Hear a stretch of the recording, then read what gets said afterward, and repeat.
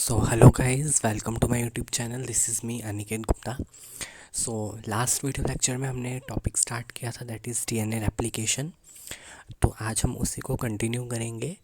तो मैंने आपको थोड़ा बहुत इनिशिएशन और इलोंगेशन के बारे में बताया था, तो हम दोबारा से उसको थोड़ा रिकैप्चुलेट करते हैं, उसको रिवाइज करते हैं एंड देन हम उसके बाद हम लीडिंग स्ट्रैंड और लैगिंग स्ट्रैंड का कॉन्सेप्ट पढ़ेंगे और टर्मिनेशन पढ़ेंगे।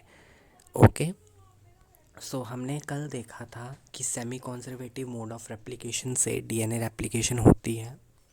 एक मेसेल्सन एंड स्टॉल का एक्सपेरिमेंट पढ़ा था, ठीक है, और जो प्रूव करता है regarding the semi conservative replication way of replication को। उसके बाद हमने इनिशिएशन का बारे में बताया था। इनिशिएशन में क्या होता था? So, in the process of initiation, there are some proteins which recognize the site where the replication begins, ठीक है, मीन्स ओरिजिन ऑफ रेप्लिकेशन को रिकॉग्नाइज करते हैं। कुछ प्रोटीन्स आते थे वहाँ पर, मैंने आपको बताया था डीएनए ए बी सी इस तरीके से, ठीक है।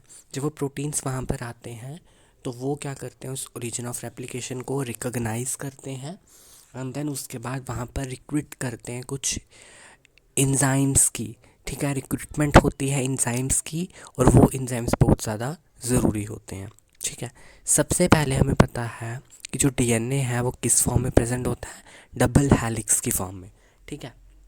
और वो डबल हेलिक्स जो है जब तक ओपन नहीं होगा, ठीक, जब तक वो ओपन ही नहीं होगा तब तक रेप्लिकेशन स्टार्ट नहीं होगी, ठीक है। तो मैंने आपको कल बताया था कि एक इंजाइम होता है जिसका नाम है डीएनए हेलिकेज। डीएनए हेलिकेज आता है, बाइंड करता है, ठीक है, और बाइंड करने के बाद वो ओपन अप करता है ड्यूप्लेक्स को at the replication fork to provide a single stranded template, right.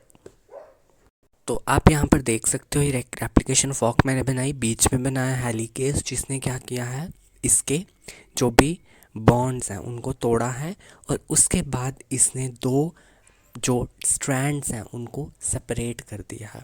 Now अब मैंने यहाँ पर कुछ येलो कलर के गोल गोल कलर जो हैं वो कुछ स्ट्रक्चर्स बनाए हैं, ठीक है। ये स्ट्रक्चर्स ये क्या होते हैं, ठीक है, ये होते हैं single strand binding proteins and these proteins inhibit the subsequent re-annealing, ठीक है।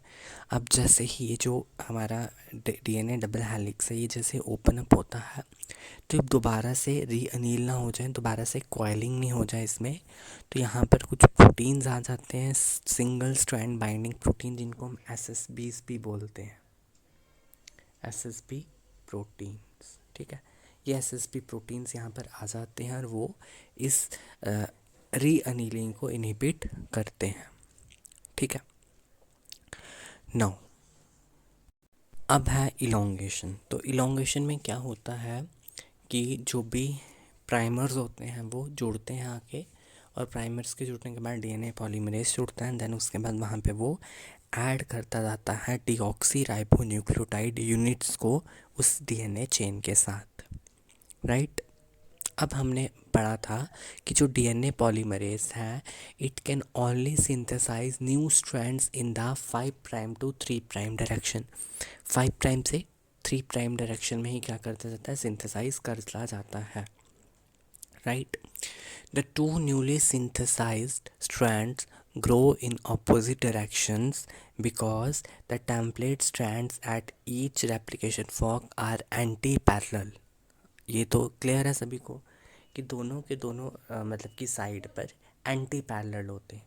अब व्हाट डज इट मीन्स, यहाँ पर हम देख सकते हैं ये है 3 प्राइम टू 5 प्राइम और ये है 5 prime to 3 prime, antiparallel है। तो हमने बोला कि जो डीएनए पॉलीमरेज है ये only synthesize new strands in the 5 prime to 3 prime direction. ये आगे 5 प्राइम से 3 प्राइम डायरेक्शन, 5 प्राइम से 3 प्राइम डायरेक्शन, ठीक है। अब क्या है, इसको ये दो तरह के स्ट्रैंड्स बनते हैं। यहाँ पे हम देख सकते हैं लीडिंग स्ट्रैंड जहाँ पर कंटिन्यूस जो है कंटिन्यूसली एडिशन होती जाती है डीऑक्सी राइबो न्यूक्लियोटाइड यूनिट्स की, whereas on the opposite template strand there is a discontinuous addition of the deoxyribonucleotide units। ठीक है, अब यहाँ पर जो है लैगिंग स्ट्रैंड, ये नीचे वाला क्या है, लैगिंग स्ट्रैंड, क्योंकि ये लैग कर रहा है।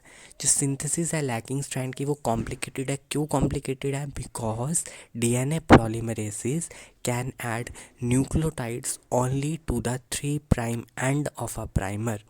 प्राइमर का जो 3 प्राइम एंड होता है सिर्फ उसी पे ही ऐड कर सकते हैं। ठीक है, तो इसीलिए यहाँ पर क्या होता है, इसीलिए यहाँ पर जो है पॉलीमर आता है, जैसे प्राइमेस आता है, सॉरी यहाँ पर प्राइमेस आया, प्राइमेस का 3 प्राइम एंड 5 प्राइम एंड, यहाँ पर किसको ऐड करेगा, न्यूक्लियोटाइड्स को, डीऑक्सीराइबोन्यूक्लियोटाइड को।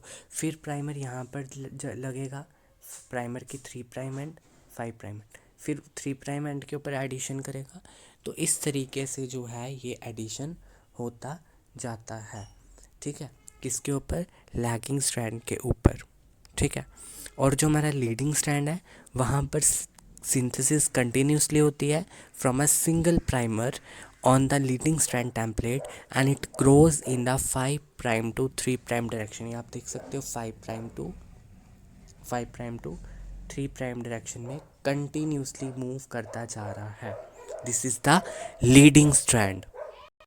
ठीक है, तो जो हमारे पास लैगिंग स्ट्रैंड है यहाँ पर कुछ पीसीस बनते हैं। क्या बनते हैं? पीसीस। और उन पीसीस को बोलते हैं हम ओकाज़ाकी फ्रैगमेंट्स। ठीक है, ओकाज़ाकी फ्रैगमेंट्स क्या हैं? Short pieces of DNA which are repeatedly synthesized on the lagging strand template। ठीक है, on the lagging strand template, right? तो अब क्या है, लास्ट स्टेप है टर्मिनेशन। अब क्या होता जाता है, हमने देखा कि ये जो हमारे डीएनए पॉलीमरेज है ये जोड़ता जाता है किनको, ये डीऑक्सीराइबोन्यूक्लियोटाइड यूनिट्स को जोड़ता जाता है ना। अब टर्मिनेशन में क्या होता है कि जो डीएनए पॉलीमरेज है वो हॉल्ट करता है, रुक जाता है जैसे ही वो रीच करता है एक section of DNA template that has already been replicated, जो ऑलरेडी रेप्लिकेट हो चुके वहाँ पर रुक जाएगा। DNA polymerase can not catalyze the formation of phosphodiester bond between the 2 segments of the new strand and it drops. वो जोड़ नहीं पाता है। ठीक है, वो फॉस्फोडाइस्टर बॉन्ड को नहीं बना पाता है, इसलिए वो वहाँ से नीचे गिर जाता है। These unattached sections of the sugar phosphate backbone in an otherwise full replicated DNA strand are called nicks। अब वहाँ पर छोटे छोटे निक्स बने होते हैं। ठीक है, क्योंकि वो सेक्शंस अनअटैच्ड होती हैं। जैसे ही all the template nucleotides replicate हो गए तो replication process is not yet over, अभी भी ओवर नहीं हुआ है। ऑल द न्यूक्लियोटाइड्स रेप्लिकेट हो गए, टेम्पलेट जो टेम्पलेट था उसके जो न्यूक्लियोटाइड्स है वो रेप्लिकेट हो गए, उसकी कॉम्प्लीमेंटरिटी में जो भी डीऑक्सीराइबो न्यूक्लियोटाइड्स वो ऐड हो गए, बट रेप्लिकेशन अभी कंप्लीट नहीं हुई। RNA primers need to be replaced with DNA, क्योंकि हमने देखा था कि वहाँ पर आरएनए प्राइमर्स जुड़े थे और उन आरएनए प्राइमर्स की वजह से ही डीएनए पॉलीमरेज वहाँ जुड़ पाया एंड देन रेप्लिकेशन हो पाई। तो अब क्या है, सबसे पहले उन आरएनए प्राइमर्स को निकालना है। ठीक है, तो अब क्या है, और साथ ही साथ जो निक्स हैं, जो गैप्स हैं शुगर फॉस्फेट बैकबोन में, नीड टू बी कनेक्टेड, उनको जोड़ना भी है। Now the group of cellular enzymes that remove RNA primer include the proteins fan flap endonuclease 1। ये एक प्रोटीन है फ्लैप एंडोन्यूक्लियस 1 जिसको हम फैन 1 बोलते हैं, और एक और होता है आरएनएज एच। ठीक है, ये दो जो है प्रोटीन्स हैं, ये क्या करते हैं, आरएनए प्राइमर्स को निकालते हैं, right. The enzymes fan and RNase H remove RNA primer at the start of each leading strand and at the start of each Okazaki fragment. हमें पता है लीडिंग स्ट्रैंड में सिर्फ एक ही प्राइमर जुड़ा था, वहाँ से उसको निकालना है, और ओकाज़ाकी फ्रैगमेंट के स्टार्ट में, हर ओकाज़ाकी फ्रैगमेंट के स्टार्ट में भी जो प्राइमर था उसको भी निकालना है। और जैसे ही वो प्राइमर वहाँ से निकलता है, leaving gaps of unreplicated template DNA, वहाँ पर कुछ गैप्स बन जाते हैं। Once the primers are removed, free floating DNA polymerase land करता है 3 प्राइम एंड के ऊपर। वहाँ पर वहाँ पर क्या करता है, वहाँ पर जो है और न्यू डिऑक्सीराइबोन्यूक्लियोटाइड्स को ऐड करेगा एंड देन उसके बाद वहाँ पर जो है न्यू निक्स की फॉर्मेशन होगी और वो निक्स बहुत छोटे छोटे होंगे। सिंपली हमें क्या करना है, जो पहले से फ्रैगमेंट बनी कहाँ पर, लैगिंग स्ट्रैंड के ऊपर, उसको जोड़ना है किसके साथ, जहाँ पर डीएनए पॉलीमरेज ने अब न्यूली एडिशन किया किसका, डिऑक्सीराइबोन्यूक्लियोटाइड्स का, ठीक है, उन निक्स को फिल करना है, ठीक है। तो अब क्या होता है, इंजाइम लाइगेज ज्वाइन करेगा उन निक्स को, ठीक है।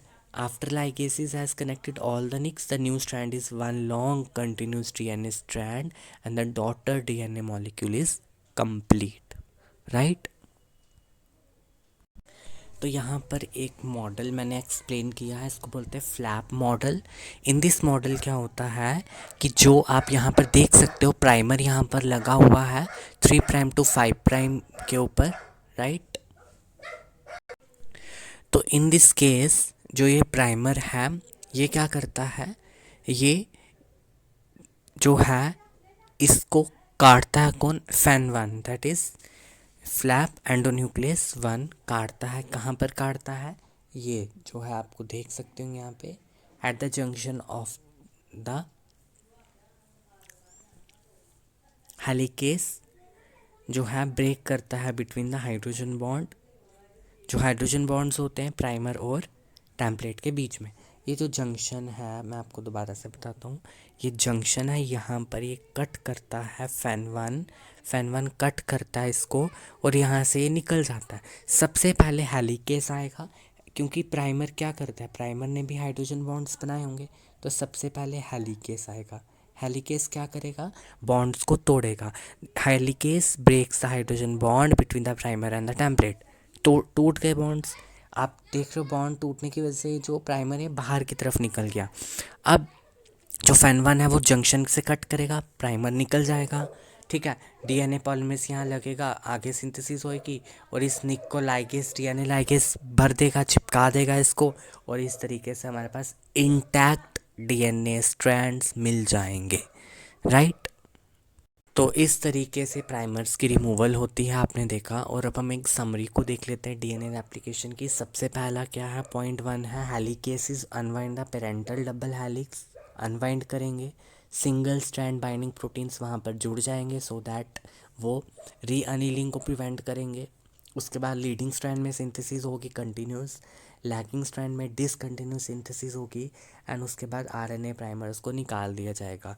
So this is the overall जो है पूरी समरी है, इस तरीके से डीएनए रेप्लिकेशन होती है। तो इसी के साथ आपका वाला जो टॉपिक है वो होता है कंप्लीट। आई होप आपको ये टॉपिक समझ आई होगी, ठीक है। अगर आपके कोई भी डाउट्स हैं, हम कमेंट सेक्शन में पूछ सकते हो, और साथ ही साथ आप कमेंट सेक्शन में मुझे बता दीजिए नेक्स्ट वीडियो आपको किस टॉपिक की चाहिए, ठीक है। सो